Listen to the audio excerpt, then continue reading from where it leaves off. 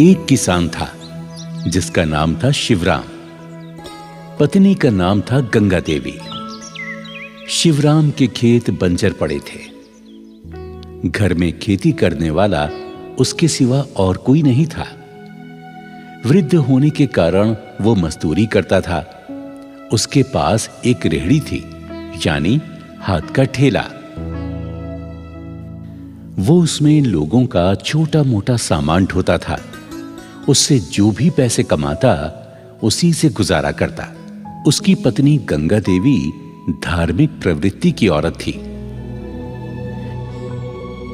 जब वो रोटी बनाती तो 2 रोटी शिव पार्वती के नाम से निकालती, 2 रोटी लक्ष्मी जी और विष्णु जी के नाम की निकालती और 1 रोटी ब्रह्मा जी के नाम की निकालकर गौ माता को खिलाती थी। तभी वो खुद खाती और अपने पति शिवराम को भी देती थी।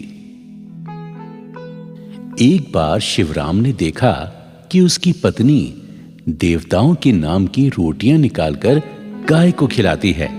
तब वो अपनी पत्नी से बोला, अरे भाग्यवान, मैं बड़ी मुश्किलों से मजदूरी करके घर का इंतजाम करता हूँ और तू आधे आटे की रोटियां तो देवी देवताओं के नाम से निकाल देती है, उनको भोग लगाती है। आधे आटे की रोटियों से हम दोनों पेट भरते हैं, ऊपर से तेरा ये दान मुझे बहुत तकलीफ देता है। अरे मैं ठहरा मजदूर, इतनी कमाई कहां से लाऊं? ये सब तेरा व्यवहार कब तक सहन करूं? अरे तू क्यों देवताओं के लिए रोटियां देती है? सुनो जी, जिन देवताओं की बदौलत हमें रोटियां मिलती हैं, हम उनको भोग क्यों न लगाएं? जिस दिन तुम्हें मजदूरी नहीं मिलेगी तब हमारे साथ साथ देवी देवता भी भूखे रहेंगे, तो वो भोजन की व्यवस्था करेंगे जिससे हमें और देवता दोनों को भोजन मिलेगा। आपको भी मजदूरी मिलेगी और हमारे सारे काम भगवान बनाएंगे। इसलिए सुनो जी, तुम अपना काम करो और मुझे मेरा काम करने दो, इसी में हमारी भलाई है। तू सही कहती है। वैसे तो गंगा, आज तूने मेरी आंखें खोल दी हैं। अब मैं तुझे नहीं रोकूंगा कभी भी। तुम मेरी कमाई में भगवान का हिस्सा जरूर निकाला करो, उसकी इच्छा से हमारे सारे कार्य जरूर सफल होंगे। अच्छा, मैं चलता हूं अपनी मजदूरी करने। अच्छा ठीक है, और सुनो, शिव का ध्यान करते रहना, प्रभु आपकी रक्षा करे। हाँ हाँ, अरे तू चिंता मत कर, मैं शिव का ध्यान करता रहूंगा। देवताओं पर विश्वास करने पर शिवराम को आज और दिनों से ज्यादा मजदूरी मिली और पैसा भी बहुत कमाया। अरे कहाँ हो गंगा? ओह गंगा, देख आज मैंने बहुत से पैसे कमाए। ये देख, ये सारे पैसे तू रख ले। मैं तो कहती हूँ भोलेनाथ और विष्णु ब्रह्मा जी की कृपा से आपकी कमाई में वृद्धि हुई है। हाँ हाँ, तुम ठीक कहती हो गंगा। अब एक काम करते हैं, इन पैसों में से जितनी हमारी जरूरत है उतने रख लेते हैं, बचे हुए पैसों को हम मंदिर में दान कर देते हैं। अजी, तुमने तो मेरे मुंह की बात छीन ली। मैं भी यही चाहती हूँ, हम आधा पैसा मंदिर के पुजारी को दे देते हैं दान में। हाँ हाँ, तुम ठीक कहती हो, ऐसे ही करते हैं। गंगा और शिवराम उन पैसों को मंदिर में दान कर देते हैं। दोनों पति पत्नी बहुत खुश रहते हैं। इसी तरह शिवराम मजदूरी करने जाता रहा। एक दिन शिवराम अचानक बीमार हो गया। डॉक्टर ने उसे 10 दिनों तक आराम करने की सलाह दी। शिवराम, तुम्हें बुखार के साथ साथ बहुत थकावट भी है, तुम्हें 10 दिन तक आराम करना होगा। क्या 10 दिन तक आराम करना पड़ेगा? डॉक्टर साहब, अब कैसे रोटी खाएंगे? भगवानों को कैसे भोग लगाएंगे? अब हमारा घर का गुजारा कैसे चलेगा? हे भोलेनाथ, रक्षा करो। इधर अपने भक्त शिव और गंगा देवी के दुख को देखकर शिव, विष्णु और ब्रह्मा जी आपस में विचार करते हैं और कहते हैं, सुनो विष्णु, हरि और ब्रह्मदेव जी, हमारा भक्त शिवराम और गंगा बहुत संकट में हैं। हमें उनकी रक्षा करनी चाहिए। हे महादेव, आज्ञा दें, हमें क्या करना चाहिए? मैं स्वयं किसान बनकर शिवराम के खेत में हल चलाऊंगा। विष्णु देव तुम इंद्र को आदेश देकर खेतों में बारिश करा दो और ब्रह्मदेव अन्नपूर्णा देवी से खेतों में अन्न की व्यवस्था कराएं। इससे शिवराम के खेतों में अच्छी फसल होगी। इस प्रकार तीनों देवताओं ने अपनी लीलाओं से चमत्कार दिखाया। बंजर खेतों में फसल लहराने लगी। इधर शिवराम की ज्यादा तबीयत खराब होने से गंगा दुखी होकर भोलेनाथ से प्रार्थना करते करते शिवराम के चरणों में सो जाती है। तभी भोलेनाथ उसके सपनों में आए और कहने लगे, देवी, आंखें खोलो और अपने खेतों पर जाकर देखो। अन्न से भरे तुम्हारे खेत लहरा रहे हैं। तुम्हारे पति को अब मजदूरी करनी नहीं पड़ेगी और साथ ही तुम्हें शीघ्र ही संतान का सुख प्राप्त होगा। इतना कहकर शिव अंतर्ध्यान हो गए। गंगा देवी ने तुरंत आंखें खोली तो देखा वहां कोई नहीं था। उसने अपने पति से कहा,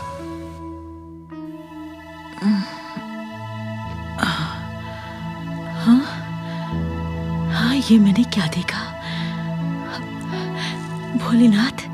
भोलेनाथ मेरे सपने में आए थे। सुनते हो जी, मैं जब सो गई थी तब भोलेनाथ मेरे सपने में आए थे और मुझसे कहा, तुम्हें अब मजदूरी करने की कोई जरूरत नहीं है क्योंकि तुम्हारे खेतों में फसल लहरा रही है। क्या कह रही हो भाग्यवान? सच? ऐसा सपना देखा तुमने? हाँ। मैं कहती हूँ जी, चलो चलकर देखते हैं। धन्य हो भोलेनाथ, धन्य हो। आपने मुझ गरीब की आखिर सुन ही ली। धन्य हो भोलेनाथ, जय हो भोलेनाथ, जय हो। शिवराम और गंगा देवी अपने खेत पर जाकर देखते हैं कि बंजर खेत अन्न से भरे लहरा रहे हैं। दोनों खूब खुश हो जाते हैं। शिवराम कहता है, हाँ, अरे वाह, अरे वाह, अरे भाग्यवान, ये कैसे हुआ? ये कैसे हो गया? ये कैसा चमत्कार है? देखा तुमने? ये उन्हीं देवताओं की महिमा है जिन्हें हम भोग लगाते थे। उनके नाम की रोटियां निकालते थे। तुम कहते थे देवताओं को रोटियां देने से क्या होगा? जो हमने उनके प्रति भावना रखी, भोलेनाथ ने आज वो ऋण चुका दिया है। जय भोलेनाथ, जय भोलेनाथ। हाँ, चलो हम मंदिर चलकर भगवान का आभार व्यक्त करते हैं। चलो। दोनों पति पत्नी शिव मंदिर आते हैं। शिव को शीश झुकाकर उनकी वंदना करते हैं। इधर भोलेनाथ अपना चमत्कार दिखाते हैं। मंदिर का पुजारी एक मासूम बच्चे को गोद में लिए कहता है, शिव शिव शिव शिव शिव शिव, न जाने कौन सी माँ थी जो इस बच्चे को मंदिर में छोड़ गई। अरे कोई निसंतान हो तो ये बच्चा उसे ही सौंप दो। शिवराम और गंगा देवी ने सोचा, सुनो जी, क्यों ना हम इस बच्चे को गोद ले लें? हमारे कोई संतान भी नहीं है। शायद भोलेनाथ ने ये महिमा दिखाई हो। हाँ, ठीक कहती हो। चलो पुजारी जी के पास चलते हैं। पुजारी जी, ये बच्चा हमें दे दीजिए, हमारी झोली में डाल दीजिए। हमारे संतान नहीं है, हम इस बच्चे का पालन पोषण अच्छी तरह से करेंगे। हाँ हाँ पुजारी जी।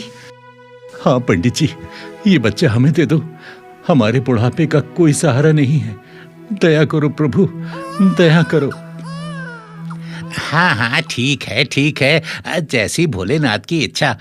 शायद भोलेनाथ की यही इच्छा हो। लो पुत्री, ये बच्चा मैं तुम्हें देता हूँ। लाइए पंडित जी, कितना प्यारा बच्चा है। आपका धन्यवाद पंडित जी। आपका धन्यवाद। भोलेनाथ ने हमारी सुन ली, हमारी मनोकामना पूरी कर दी। जय भोलेनाथ, जय बाबा। पुजारी ने गंगा देवी को वो बच्चा दे दिया। गंगा देवी और शिवराम खुशी खुशी बच्चे को लेकर अपने घर आ गए। इस प्रकार दोनों पति पत्नी भोलेनाथ, विष्णु और ब्रह्मा जी के गुणगान करने लगे और सुखी से जीवन व्यतीत करने लगे। इस कहानी से हमें यही प्रेरणा मिलती है कि जो भगवान का ध्यान करते हैं उनका ध्यान भगवान स्वयं रखते हैं। शिव भक्ति मनुष्य को शक्ति देती है, दुख और संकट से मुक्ति भी प्रदान करती है। जय भोलेनाथ, जय भोले शंकर। जय भोलेनाथ, जय भोले शंकर।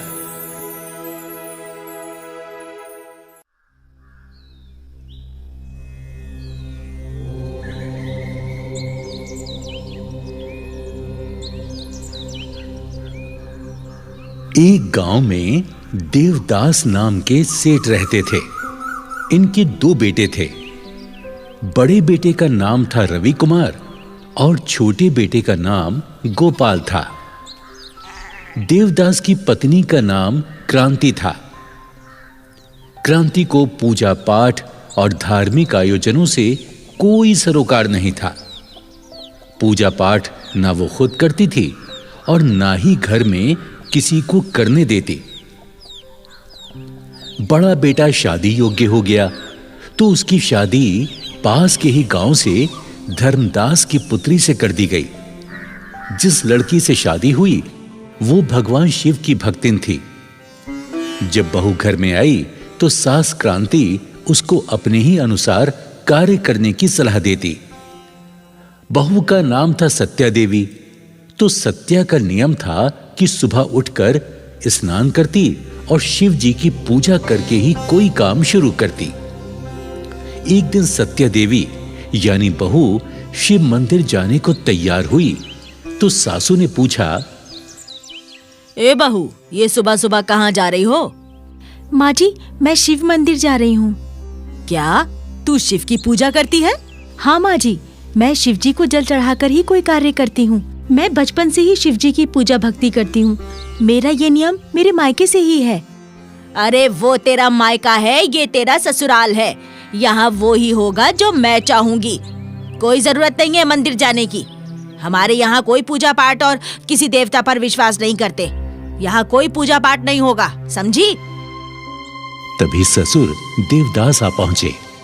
अरे क्रांति, क्यों बहू को डांट रही हो? सुनो जी, गजब हो गया। मेरे तो भाग्य फूट गए ऐसी बहू पाके। क्यों, क्या किया बहू ने? अरे तुम्हारी लाडली बहू शिव की पूजा करने मंदिर जा रही है। रोको इसे, हमें पूजा पाठ पर भरोसा नहीं है। अरे भाग्यवान, अरे तुझे पूजा पाठ पर भरोसा नहीं है तो बहू को तो जाने दे। उसकी अपनी भावना है, शिव के प्रति श्रद्धा है। नहीं जी, मैं बहू को पूजा पाठ करने की अनुमति नहीं दूंगी। आज ये शिव के मंदिर जाएगी, कल मेरे बेटे को भी पुजारी बना देगी। अरे क्यों अपनी सोच दूसरे पर थोप रही हो? जाओ बहू जाओ, तुम शिव मंदिर जाओ। ससुर के कहने पर सत्या देवी शिव मंदिर चली जाती है। शिव को जल फूल चढ़ाकर, हाथ जोड़कर शिव को अपनी व्यथा सुनाती है। हे शिव शंभु भोलेनाथ, मेरी सास को सद्बुद्धि दो। वो मुझे आपकी पूजा करने से रोकती है। आप तो अच्छी तरह जानते हो, मैं आपकी पूजा किए बिना कोई कार्य नहीं करती हूँ। हे शंभु, मेरी रक्षा करो। जय हो शिव शंकर भोलेनाथ, जय हो शिव शंकर भोलेनाथ। जब बहू मंदिर से घर लौट कर आई तो देखती है कि उसकी सास छाती पीट पीट कर रुदन कर रही थी। हाय हाय, इस बहू ने मेरे घर का सत्यानाश कर दिया। मेरा बेटा भी मेरी बात नहीं मानता। अरे वो तो बहू के कहने पर ही चलता है। हाय हाय, अब मैं क्या करूं? माँ जी, मैं शिव जी की पूजा अर्चना ही तो करती हूँ, इसमें बुरा ही क्या है। शिव शंकर भोलेनाथ एक ऐसे देव हैं जो बड़े ही दयालु हैं, अपने भक्तों के घर में सदा आनंद ही आनंद करते हैं। चल चुप रह, मुझे ज्ञान मत दे। वो जोगी औघड़ मेरे घर में क्या आनंद करेगा, जो खुद शमशानी है, तन पे भभूति लगाए रहता है। माँ जी, अगर आप शिव की आराधना नहीं करना चाहती हैं तो मत करें, पर मेरे प्रभु शिव का अपमान न करें, उनका अपमान न करें माँ जी। अरे यो कुलच्छनी, ये ड्रामा करने की जरूरत नहीं है। अगर मेरी बात ना मानी तूने तो तुझे तेरे घर पहुंचा दूंगी। दूसरे दिन बहू सत्या देवी रोज की तरह सुबह स्नान करके शिव मंदिर जाने की तैयारी करने लगी। तभी उसकी सास चिल्लाने लगी, अरे ओ कहाँ चली? आज तू मंदिर नहीं जाएगी। सबसे पहले नाश्ता तैयार कर, मेरा बेटा काम करने क्या भूखा जाएगा? सुनो जी, मेरा नियम मत तोड़ो, मुझे मंदिर जाने दो। मेरे शिव भोले मेरी बाट निहार रहे होंगे। अच्छा, तेरा भोला तेरी बाट देख रहा होगा और तेरा पति परमेश्वर भूखा जाएगा। अरे भाग्यवान, मैंने कितनी बार कह दिया, बहू को पूजा पाठ के लिए मत रोको, उसे जाने दो। जा बहू तू पूजा करने, देर मत कर। बहू मंदिर चली जाती है। उधर सास अपने बेटे को भड़काने लगती है। देख बेटा, ये बहू ऐसे नहीं मानेगी, इसे इसके पीहर छोड़ा। माँ, अभी एक बार इसे और मौका दो। अगर अब की बार हमारी बात नहीं मानेगी तो फिर मैं वैसे ही करूंगा जैसा तुम कहोगी। बहू मंदिर से वापस आकर अपने घर का काम निपटाने लगी। वो सोच रही थी, कल शिवरात्रि है, मुझे व्रत की तैयारी करनी है। हे शंभू, मुझे शक्ति देना, मैं हर साल की तरह इस साल भी आपका व्रत पूरा कर सकूं। अगले दिन सत्यवती ने महाशिवरात्रि का व्रत रखा और पूजा की थाली में बेल, धतूरा, दूध, फल और जल का लोटा भरकर थाली में सजाए जब वो शिवजी को पूजने मंदिर जाने लगी, तभी उसकी सास ने उससे पूछा, कहाँ जा रही है ये थाली सजाकर? माँ जी, आज महाशिवरात्रि है, मैं भोलेनाथ को बेल, फूल, धतूरा, दूध, जल चढ़ाने जा रही हूँ। सास क्रोधित होकर बोली, खबरदार जो उस औघड़ योगी को पूजा तूने, या तो इस घर में तू ही रहेगी या मैं। चल थाली अंदर रख और खबरदार जो घर से बाहर पैर निकाला तो। सासू माँ, आज महाशिवरात्रि का पावन पर्व है। आज के दिन भोलेनाथ अपने भक्तों की मनोकामना पूर्ण करते हैं। मैं भी भोलेनाथ से अपने पति देव के लिए नौकरी और संतान का वर मांगूंगी। शिव जी अवश्य ही आज के दिन मनोकामना पूर्ण करेंगे। आज मुझे मंदिर जाने से ना रोकिए माँ जी। मैंने बड़ी श्रद्धा से भोलेनाथ का व्रत रखा है। अगर मैं शिव जी की पूजा नहीं कर पाई तो मैं अपने को कभी क्षमा नहीं कर पाऊंगी। सासू माँ, मैं आपके आगे हाथ जोड़ती हूँ, मुझे जाने दो। बहू की विनती का सास पर कोई असर नहीं हुआ और वो अपनी जिद पर अड़ गई। तू शिव मंदिर नहीं जाएगी, ये मेरी जिद है। चल अंदर चल। मैंने कहा ना, तू नहीं जाएगी तो नहीं जाएगी। चल चल अंदर चल। तेरी हिम्मत कैसे हुई बाहर निकलने की? आज तू नहीं जाएगी। चल रह यहाँ पर। माँ जी मुझे जाने दीजिए। माँ जी ऐसा मत करिए। माँ जी मुझे आज के लिए जाने दीजिए मुझे माँ जी। और बहू गिड़गिड़ाती रही। सास ने बहू को कमरे के अंदर धकेलकर बाहर से दरवाजे की कुंडी लगा दी। जैसे ही सास आंगन की ओर झुंझलाकर निकली, आंगन में पानी फैला हुआ था। सास का पांव फिसल गया और वो जोर से पछाड़ खाकर गिर पड़ी। एक जोर सी चीख के साथ सासू की सांसें थम गईं। घर के सारे लोग दौड़कर आ गए। रोना धोना शुरू हो गया। तभी बेटा रवि वहां आया और मौका देख अपनी पत्नी को दोष देने लगा। अरे माँ, माँ, अरे देख देख, तेरी बदौलत मेरी माँ मर गई। अरे तू हत्यारिन है, हत्यारिन है तू। अब बोल तू अपने भोलेनाथ से, अगर वो भगवान है तो मेरी माँ को जीवित कर दे। ओ माँ, मेरी अच्छी माँ। अरे बहू को बाहर निकालो, किसने इसे कमरे में बंद किया? जैसे ही बहू बाहर आई तो अपनी सास को देखकर हक्का बक्का रह गई। वो दौड़ी और शिव मंदिर पहुंची और भोलेनाथ से प्रार्थना करने लगी। हे भोलेनाथ शिव शंभू, आपने ये क्या किया? आज के दिन आप सबको खुशहाली देते हो और मेरी पूजा का फल मेरे घर में शोक से भर दिया। हे महाकाल, काल को वश में करने वाले, मेरा ये दोष दूर करो। मेरी सासू को जीवन दान दे दो, वरना दुनिया का आप पर से विश्वास हट जाएगा। हे देवों के देव महादेव, मेरी विनती स्वीकार कर लो। यदि आपने मेरी सास को जीवित नहीं किया तो तेरी चौखट पर सर पटक पटक कर अपने प्राण दे दूंगी। बहू भोलेनाथ के चरणों में अपना सिर पीटने लगी। तभी भोलेनाथ ने अपनी किरणों से उसकी सांस को जीवन दान दे दिया। वहां खड़े सारे लोग चकित हो गए। सासू मां ने आंखें खोली तो तमाम लोग खड़े हुए थे। सासू ने पूछा, आप लोग यहाँ इकट्ठे क्यों हो? क्या हुआ? अरे भाग्यवान, तुम मृत्यु को प्राप्त हो गई थी, अचानक तुम्हें प्राण दान मिले हैं। ये मेरी बहू की पूजा का ही फल है। कहाँ है मेरी बहू सत्या? बहू, बहू, अरे कहाँ है मेरी बहू? तुम्हारा ये हाल देखकर लगता है वो शिव मंदिर गई हुई है। अरे उसी की आराधना का ये फल है। अरे देर क्यों कर रहे हो? चलो चलो, मंदिर चलकर भगवान शिव से क्षमा याचना करते हैं। चलो चलो। सभी लोग शिव मंदिर पहुंचे।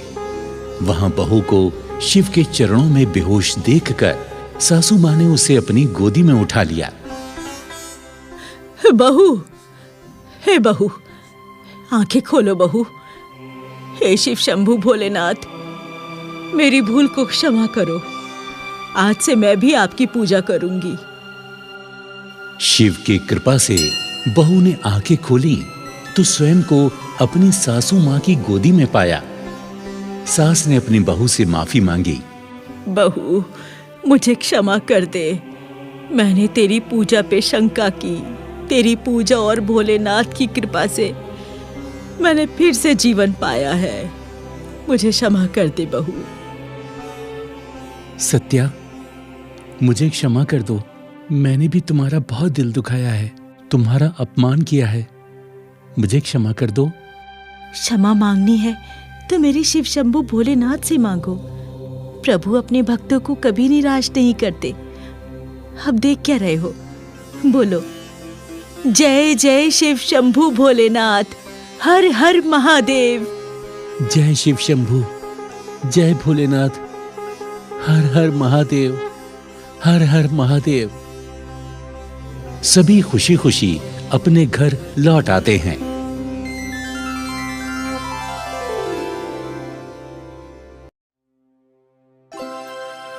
एक शहर में एक गरीब मजदूर बुढ़ा और बुढ़िया रहा करते थे। उनके पास एक छोटी सी कुटिया थी। उसी में रहकर वो अपना गुजारा करते थे। छोटी मोटी मजदूरी मिल जाती तो उसी से रूखा सूखा खाकर सो जाते। बुढ़े का नाम हरिया और बुढ़िया का नाम वेदो था। एक समय ऐसा आया जब उनके पास कोई काम धंधा नहीं बचा। उन्होंने सोचा, इतने दिन हो गए, कोई मजदूरी नहीं मिली। अब क्या करें, कहां जाएं? कैसे घर का गुजारा हो? कहां से हम रोटी खाएंगे? अजी चिंता मत करो, सामने ही शिव मंदिर है, हम वहीं चलते हैं।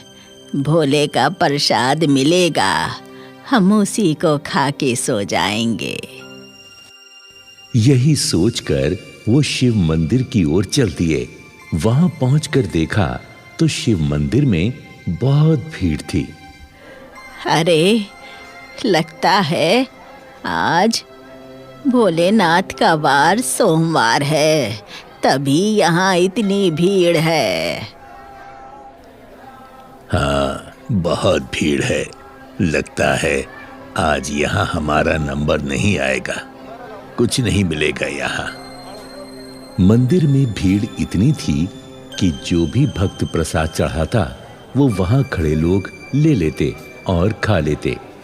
इसीलिए हरिया और उसकी पत्नी वेदो मंदिर के द्वार पर खड़े होकर प्रार्थना करने लगे। हे भोलेनाथ, हम दोनों बहुत भूखे हैं, कई दिनों से मजदूरी नहीं मिली, सुबह से आज तो कुछ भी नहीं खाया, कोई मजदूरी नहीं मिली। हम क्या तुम्हारे द्वार से ऐसे ही भूखे चले जाएंगे? आज तो आपके द्वार पर बहुत भीड़ है प्रभु, कोई हम तक नहीं आ रहा, किसी को हमारा ध्यान नहीं। हम क्या करें प्रभु, क्या करें? दोनों बुढ़े बुढ़िया प्रार्थना कर ही रहे थे कि तभी एक भक्त थाली में पकवान सजाकर लाया। उसने भोलेनाथ को भोग लगाया और जब वो मंदिर से बाहर आया तो उसकी नजर वहां खड़े उन दोनों बुढ़े बुढ़िया पर पड़ी। वो सोचने लगा, अरे, ये दोनों बुढ़े बुढ़िया मैं देख रहा हूँ काफी देर से खामोश खड़े हैं, लगता है इनको भोजन नहीं मिला। चलो इन्हीं को भोजन दे देता हूँ, शायद भोले पार्वती इन्हीं के रूप में हो। और उस भक्त ने वो भोजन उन दोनों बुढ़े बुढ़ियों को दे दिया। भोजन पाकर दोनों बड़े खुश हुए। धन्यवाद, धन्यवाद। देखो वेदो, भगवान भोलेनाथ की महिमा। मैंने कहा था ना, भोलेनाथ किसी को भूखा नहीं रखते, किसी को भूखा नहीं रखते। जब वो दोनों भोजन करने बैठे तो एक महिला अपने बच्चे को लेकर वहां आई और उन दोनों से कहने लगी, हे माई बाप, ये भोजन मुझे दे दो, मैं और मेरा बच्चा कल से भूख से तड़प रहे हैं, भगवान तुम्हें और देगा। हरिया ने अपना सारा खाना उस महिला को दे दिया। रात अधिक होने से मंदिर बंद हो रहा था। वो दोनों भूखे ही घर आ गए। जब वो घर आए तो भोलेनाथ ने चमत्कार दिखाया। भोलेनाथ ने अपने गणों को आदेश दिया, जाओ उस हरिया और वेदो को ये भोजन देकर आओ। भोलेनाथ के दो गण हरिया के पास आए और साधु के भेष में दरवाजे पर आकर आवाज लगाई, माई, ओ माई, ये भोजन आप ले लो, हमारे पास अधिक भोजन है, हम इतना भोजन नहीं कर पाएंगे। माई, ए माई। खाना घर बैठे ही आ गया, लगता है ये कृपा भोलेनाथ की है। मैं जाता हूँ।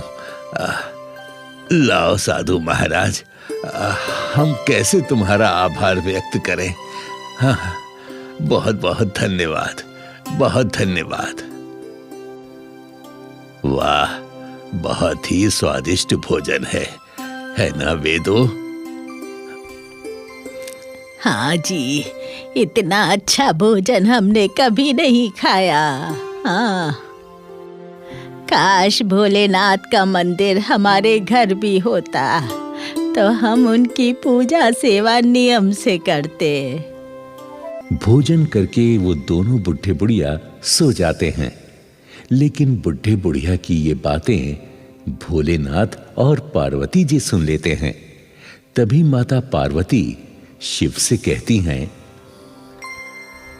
देखा स्वामी, ये बूढ़े बुढ़िया कितने गरीब हैं, मगर धैर्य के साथ रहते हैं और आपसे कितना प्रेम करते हैं। हे स्वामी, क्या इन दोनों के लिए आपने कुछ सोचा है? गौरा, मैं अपने भक्तों को कभी नहीं भूलता, चाहे वो गरीब हो या अमीर हो। तो फिर क्या सोचा है आपने इनके लिए? मैंने ये निर्णय लिया है कि मैं स्वयं इनके आंगन में निवास करूंगा। हाँ, जाओ गणों, मेरा स्वरूप शिवलिंग लेकर जाओ और उन गरीब हरिया और वेदों को देकर आओ। जो आज्ञा स्वामी। दोनों गण साधु के भेष में शिवलिंग लेकर उन दोनों बुढ़े बुढ़िया के द्वार पर आते हैं और उनसे कहते हैं, हे भक्तगण, ये शिवलिंग आप अपने पास रख लीजिए। हम दो लोग चारों धाम की यात्रा पर जा रहे हैं। हम लौटकर इसे ले लेंगे और यदि नहीं आ पाए तो आप इन्हें यहीं पर स्थापित करें। भोलेनाथ आप दोनों पर कृपा बनाए रखेंगे। इतना कहकर वो दोनों साधु अदृश्य हो जाते हैं। शिवलिंग को पाकर दोनों बुढ़े बुढ़िया बहुत खुश होते हैं और सोचते हैं, वेदो, हम प्रभु के शिवलिंग को यहीं स्थापित करते हैं। जब तक वो साधु नहीं आते, हम नित्य नियम से शिवलिंग की पूजा करेंगे। हाँ जी, चलो इसे एक चबूतरे पर स्थापित करें। इस प्रकार बुढ़े बुढ़िया ने अपने हाथों से एक चबूतरा बनाया और उस पर शिवलिंग को स्थापित कर दिया। नित्य नियम से वो दोनों भोलेनाथ पर जल, बेल और फूल चढ़ाकर उनको नमन करते रहे। एक समय घने बादल आकाश पर छाने लगे। ऐसा लगता था कि भारी बारिश और आंधी तूफान आने वाला है। तब वेदों ने हरिया से कहा, सुनते हो जी, लगता है बारिश आने वाली है और हमारे भोलेनाथ पर कोई छाया नहीं है। कहीं मेरे भोले पानी में ना भीग जाएं। हाँ, तुम ठीक कहती हो। हम क्या करें? हाँ, ऐसा करते हैं।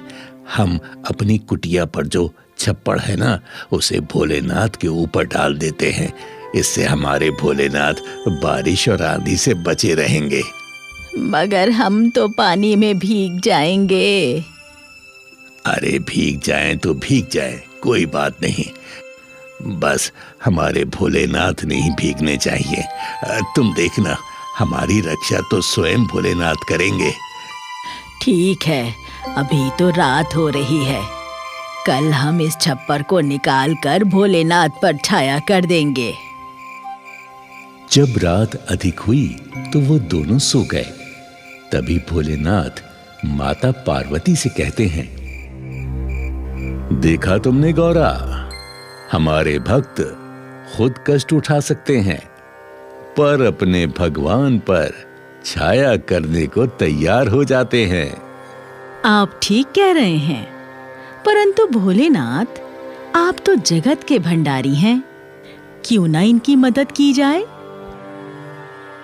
हाँ, हम ऐसा ही करेंगे। भोलेनाथ ने विश्वकर्मा जी को बुलाया और उनसे बोले, हे विश्वकर्मा जी, मेरे भक्त कच्चे झोपड़े में पड़े हैं। आप तुरंत उनके लिए एक भवन का निर्माण करें। जैसी प्रभु की इच्छा। शिव के आदेशानुसार विश्वकर्मा हरिया की कुटी पर पहुंचे, जहां हरिया और उसकी पत्नी दोनों गहरी नींद में सो रहे थे। विश्वकर्मा जी ने जहां जहां दृष्टि डाली, वहां वहां पक्का और सुंदर भवन का निर्माण हो गया। जहां शिवलिंग स्थापित था, वहां एक बहुत सुंदर मंदिर का भी निर्माण हो गया। चारों ओर हरे भरे उद्यान लग गए और पीने के शुद्ध जल का भी प्रबंध कर दिया गया। जब सुबह हरिया और उसकी पत्नी नींद से जागे तो अपने आप को एक आलीशान सुंदर भवन में पाया तो हैरत में पड़ गए। अरे वेदो, वेदो, ये हम क्या देख रहे हैं? इतना सुंदर भवन, वो भी एक रात में। ये चमत्कार कैसे हो गया? ये चमत्कार कैसे हो गया? मुझे तो लगता है ये सब भोलेनाथ का चमत्कार है। सारे गांव को जब पता चला तो वो भी इस अद्भुत भवन को देखने उमड़ पड़े। हरि और वेदो खुशी से झूमने लगे। सभी ने शिव मंदिर के दर्शन किए। अब वहां नित्य ही भीड़ उमड़ने लगी और उस मंदिर का नाम चमत्कारी शिव मंदिर कहलाने लगा। हरि और वेदों का सारा जीवन आनंदमय हो गया। इस कहानी से हमें यही प्रेरणा मिलती है कि जो लोग गरीबी में सब्र करते हैं, भोलेनाथ पर भरोसा करते हैं, उनकी रक्षा भोलेनाथ स्वयं करते हैं। जय श्री देवादिदेव महादेव। जय भोलेनाथ भंडारी।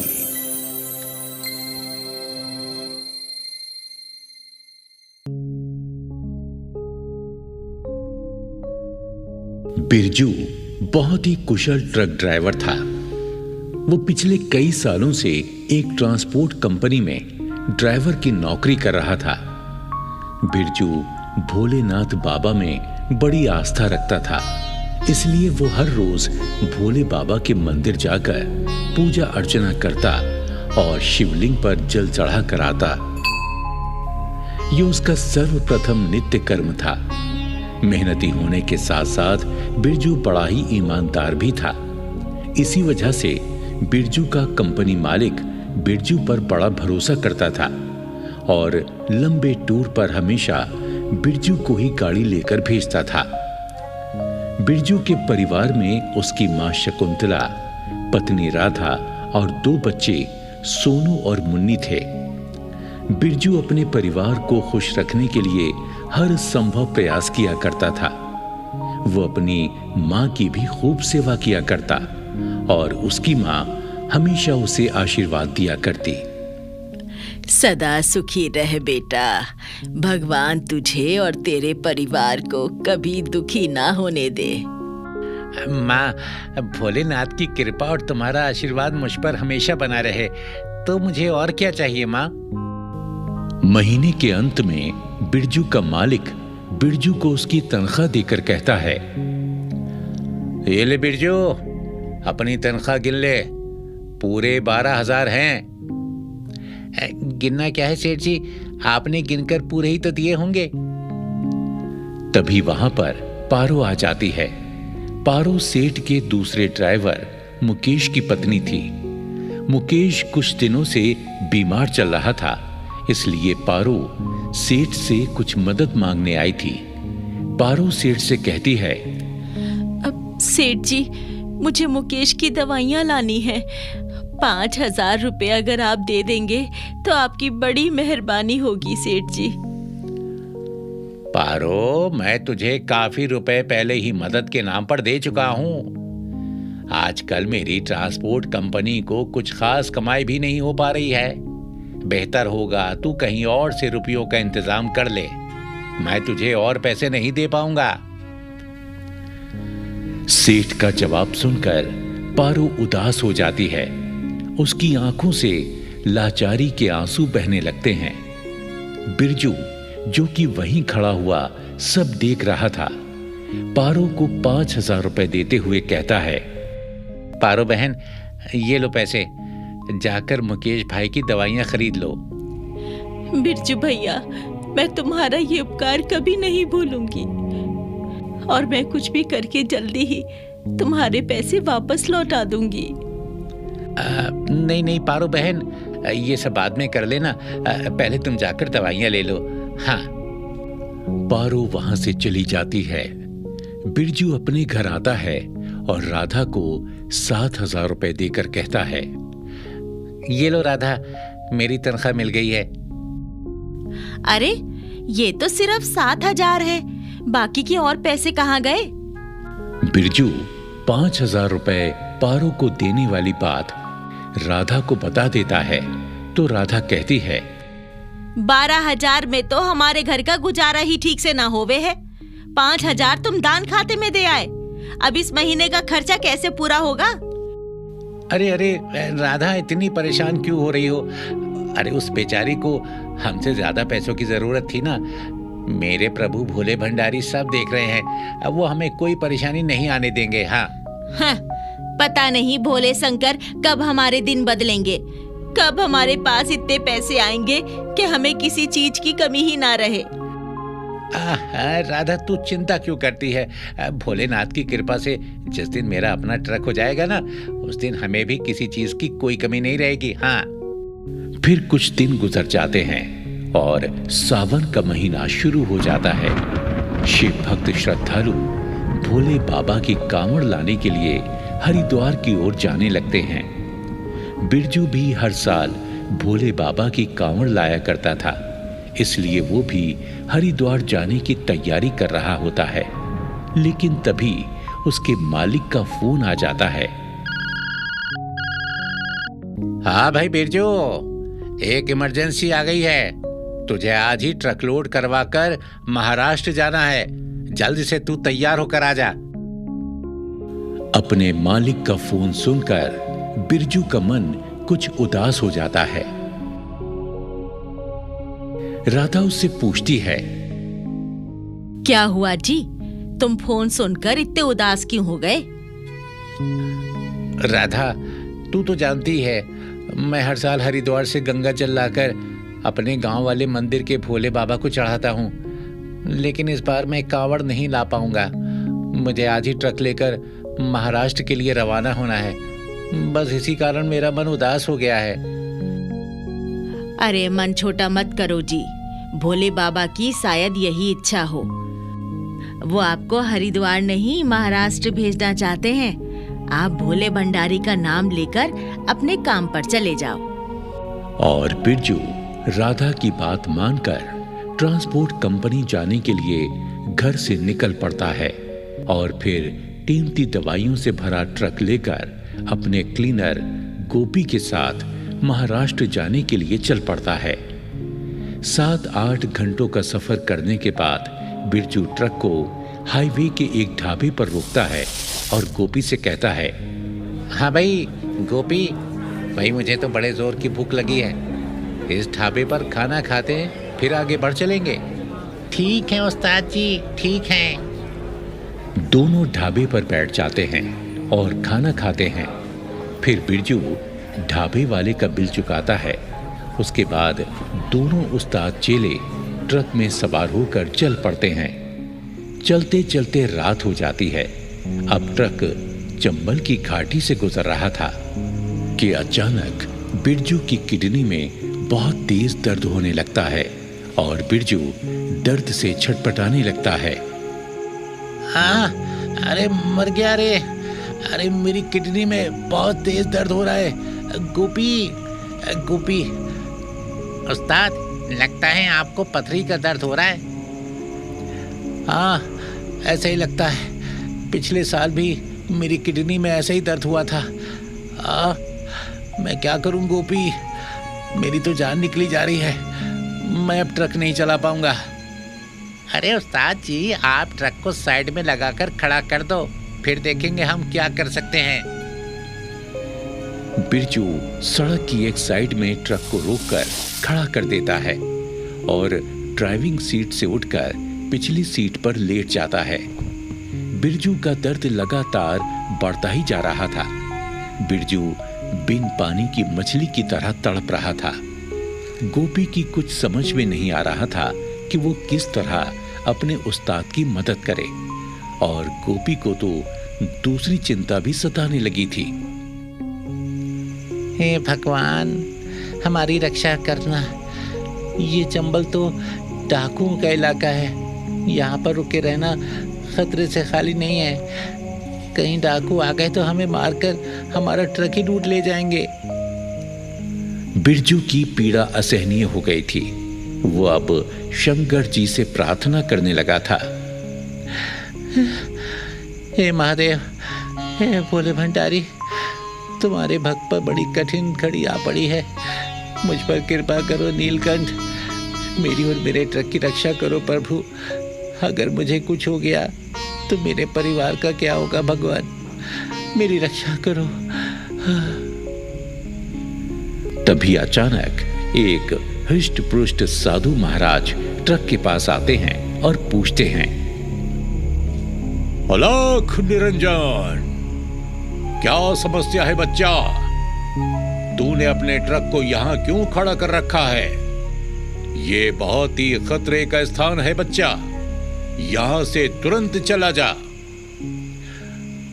बाबा जी, ट्रक के ड्राइवर को पथरी का दर्द हो रहा है, वो ट्रक नहीं चला पाएगा और मुझे ट्रक चलाना आता नहीं, इसीलिए हम यहाँ रुके हुए हैं।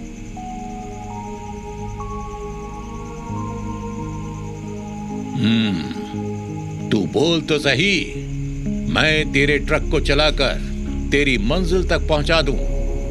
मैं भी साधु बनने से पहले ट्रक ही चलाता था। ठीक है बाबा जी, चलिए, लीजिए, चला लीजिए ट्रक, ये रही चाबी। साधु बाबा ड्राइविंग सीट पर बैठ गए और दर्द से तड़पते हुए बिरजू को कोई बूटी सुंघाते हैं, जिसके प्रभाव से बिरजू को गहरी नींद आ जाती है। साधु बाबा कहते हैं,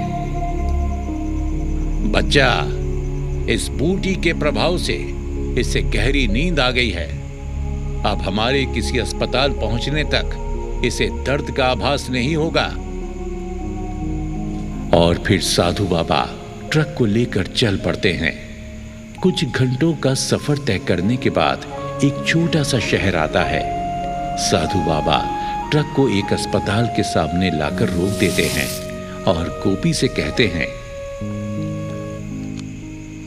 बच्चा, तू अपने उस्ताद जी को इस अस्पताल में भर्ती करा दे।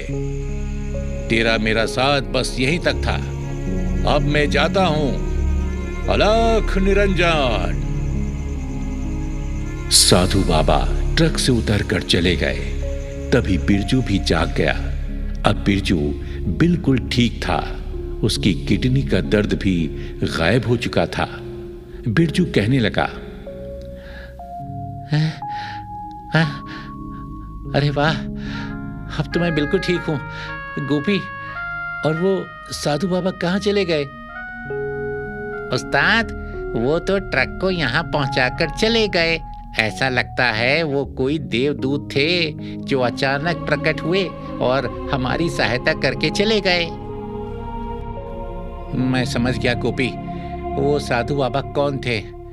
अरे वो कोई देवदूत नहीं थे, वो स्वयं भोले शंकर थे, जो मुझे पीड़ा में देखकर साधु बाबा के रूप में मेरी मदद करने आए थे।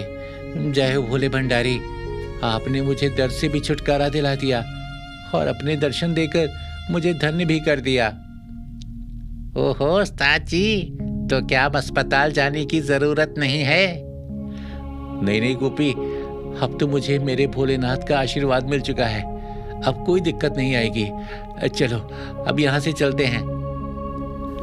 बिरजू ड्राइविंग सीट पर बैठ गया और कहने लगा, बम बम भोले, बम बम भोले।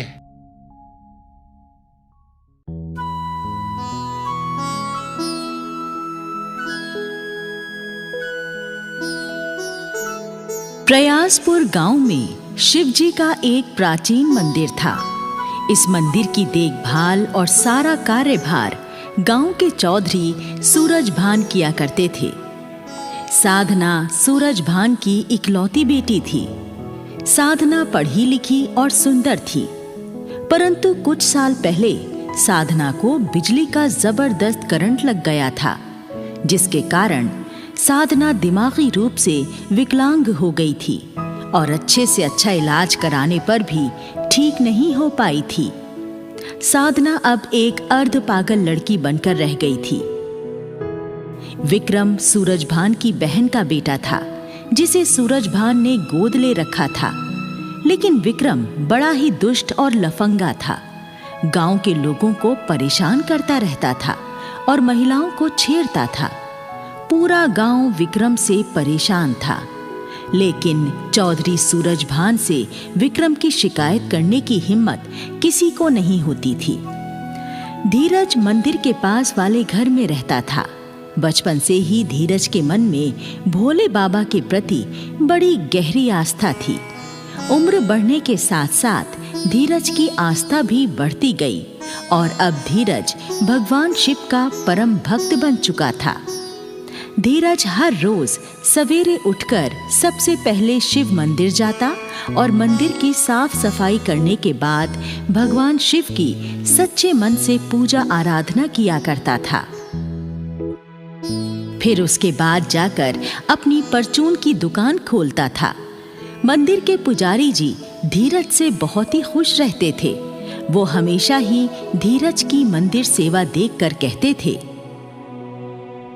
बेटा धीरज, तुम भोलेनाथ की बड़ी सेवा करते हो। देखना, तुम्हारी भक्ति से एक दिन शिव भगवान अवश्य प्रसन्न होंगे और उनकी कृपा तुम पर अवश्य बरसेगी। पुजारी जी, मैं तो बस एक बार अपने आराध्य भोले बाबा के दर्शन करना चाहता हूं। इससे ज्यादा मेरी कोई और इच्छा नहीं है। धीरज के पिता का 2 साल पहले बीमारी के कारण देहांत हो चुका था।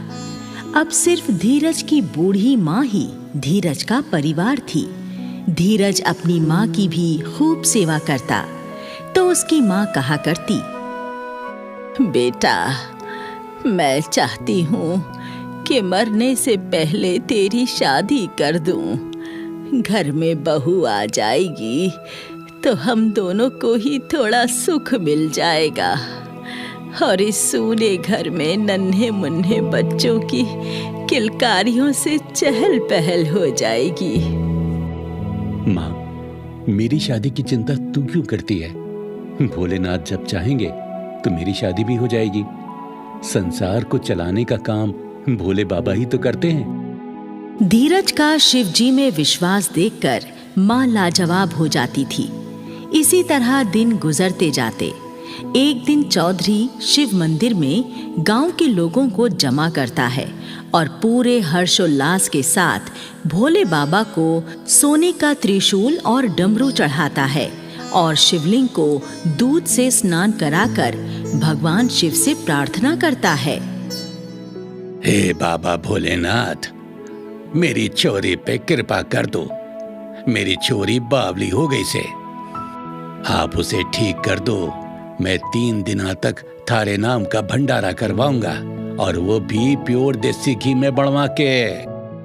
चौधरी सूरजभान द्वारा सोने का त्रिशूल और डमरू भगवान को अर्पित करने की खबर आसपास के गांवों में भी फैल जाती है और लोग चौधरी के इस भक्ति कार्य की सराहना करने लगते हैं। फिर एक दिन की बात है। धीरज अपनी परचून की दुकान पर बैठा हुआ था। तभी दुकान पर गांव की एक लड़की पूनम सामान लेने आती है। धीरज भैया, कपड़े धोने वाली एक साबुन की टिकिया दे दो और पैसे खाते में लिख लेना। धीरज पूनम को साबुन देने लगता है। तभी वहां पर विक्रम आ जाता है और पूनम को छेड़ने लगता है। ए छोरी, तड़े बेरा नाके, मैं तेरे से प्यार करूं हूं और तू मणे घास भी ना घेरती हैं? घड़ा नखरा है तेरे भीतर। या तो मेरा प्यार स्वीकार कर ले, ना तो तड़े उठा के ले जाऊं। अरे लफंगे, गांव की बहू बेटियों को तंग करते हुए तुझे शर्म नहीं आती? ए छोरी, चौधरी मेरा मामा सा, फिर मणे शर्म क्यों आवेगी हैं? अरे मेरा सामना करने की इस गांव में किसी की हिम्मत ना है। धीरज चुपचाप बैठा हुआ सारा नजारा देख रहा था। वो उठकर विक्रम के पास आता है और कहता है, विक्रम, तेरी बदतमीजी हद से ज्यादा बढ़ गई है। ताकत और रुतबे का इतना घमंड ठीक नहीं होता। तू अपनी लफंगाई से बाज आ जा, नहीं तो ठीक नहीं होगा। रे गरीब परचूनिये, मेरी गल्ला बकवाद करन की तेरी हिम्मत कैसे हो गई रे? तू मड़े जानना के 1 मिनट में खाल ताड़ दूंगा तेरी। धीरज विक्रम को एक मुक्का मारता है और मुक्का लगते ही विक्रम धरती पर गिर पड़ता है। इतने में कुछ और लोग भी वहां इकट्ठा हो जाते हैं। लोग जब पूछने लगते हैं तो धीरज जवाब देता है, ये लफंगा पूनम को छेड़ा था, मैंने इसे थोड़ा सा सबक सिखा दिया है। रे तो घड़ा बदमाश बन ला के देख लूंगा तेने। हाँ। फिर विक्रम वहां से खिसियाना होकर चला जाता है। जब इस झगड़े का पता धीरज की माँ को लगता है तो माँ चौधरी के पास विक्रम की शिकायत करने जाती है। चौधरी साहब, आपका भांजा विक्रम बहुत ही लफंगा हो गया है। आज उसने गांव की एक लड़की को छेड़ा और मेरे बेटे धीरज से लड़ाई झगड़ा किया। आप उसे समझाते क्यों नहीं हैं? रे बुढ़ी, तड़े बहराना है के? चौधरियों की शान हुआ करे दबंगाई करना। मारा विक्रम जो कुछ कर रहा उसे कोई ना रोक सके है। तू जाके अपने छोरे ने समझा दे। वाह विक्रम की गैल ना उलझे, ना तो खता खा जावेगा।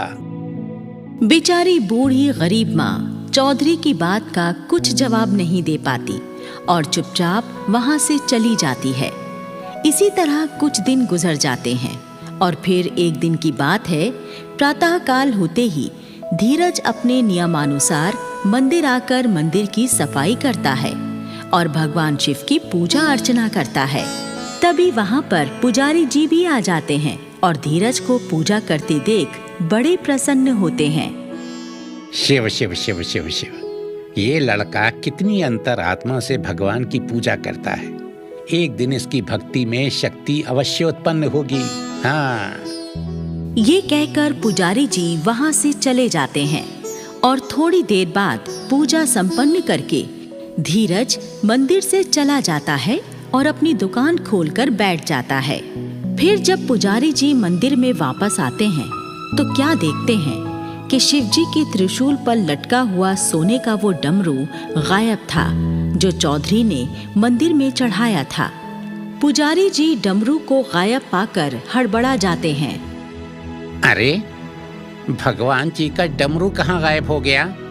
लगता है डमरू चोरी हो गया है। मुझे तुरंत ये बात चौधरी साहब को बता देनी चाहिए, नहीं तो गजब हो जाएगा। चौधरी साहब, आपके द्वारा भगवान को चढ़ाया हुआ सोने का डमरू चोरी हो गया, गजब हो गया। रे, किसकी हिम्मत हो गई हमारे मंदिर में चोरी करने की? रे विक्रम, जल्दी से गाड़ी निकाल, हमें मंदिर चलना से। तभी चौधरी की अर्ध पागल बेटी साधना भी वहां आ जाती है और कहती है, पिताजी, मैं भी थारे संग मंदिर चलूंगी। ठीक है बेटी, तू भी चल, आजा गाड़ी में बैठ ले। चौधरी सब लोगों के साथ गाड़ी में बैठकर मंदिर पहुंच जाता है। वहां धीरज और उसकी माँ के अलावा कुछ गांव वाले पहले से ही इकट्ठा थे। चौधरी सबसे पूछता है, रे मरने पता से चोरी तो किसी गांव के आदमी ने ही करी से, पर करी किसने है या भी मैं पता लगा ही लूंगा और फिर चोर को गोली से उड़ा दूंगा। अरे मामा जी, जो भी आदमी सबसे पहले मंदिर आया होगा ना, डमरू भी उसी ने ही चुराया होगा। हाँ, या बात तड़े ठीक कही से। बोल पुजारी, पहले मंदिर कौन आया था? तुम्हें कुछ पता है के? पुजारी के बोलने से पहले धीरज कहता है, चौधरी साहब, मैं हर रोज सबसे पहले मंदिर आता हूँ, पर मैं चोर नहीं हूँ। मैं भगवान का डमरू चुराने का पाप भला कैसे कर सकता हूँ? रे बावली पूंछ, चोर चोरी करके कभी कबूल ना करता। डमरू की चोरी पक्कम पक्का तड़े ही करी से।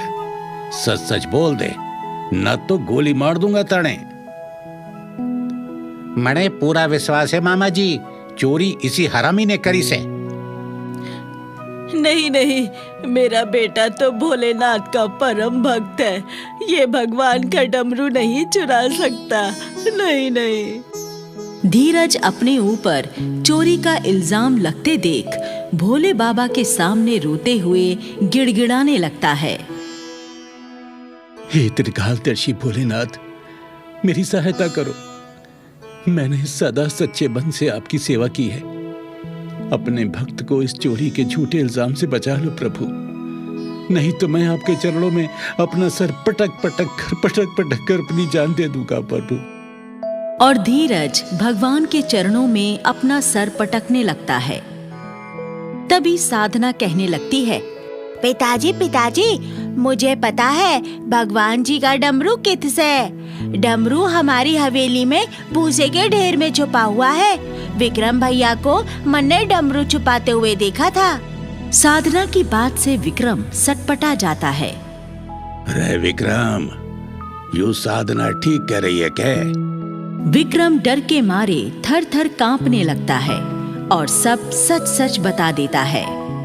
मड़े माफ कर दो मामा जी, मड़े माफ कर दो मामा जी। मैंने धीरज से अपनी बेइज्जती का बदला लेने के लिए भगवान का डमरू चुराया था, ताकि पूरे गांव में इसकी बदनामी हो जावे। रे नालायक, तेरे जैसे चोर की हमारे गांव में कोई जगह ना से।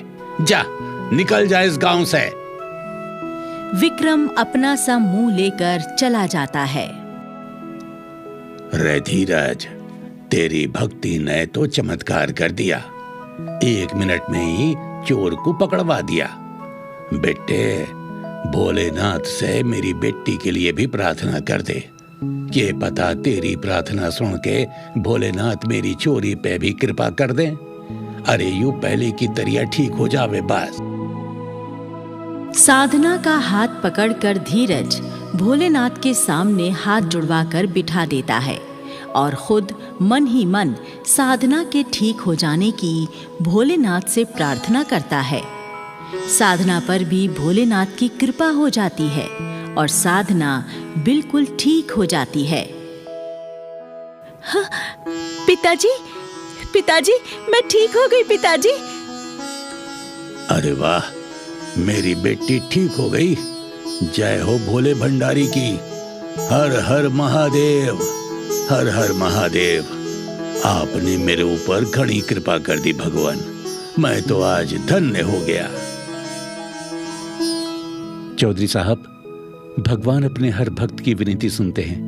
बस विनती करने वाले का मन सच्चा होना चाहिए। चौधरी धीरज से बहुत ज्यादा खुश हो जाता है और अपनी बेटी साधना की शादी धीरज से करवा देता है। धीरज को अपना वारिस बना लेता है और धीरज हंसी खुशी जीवन गुजारने लगता है।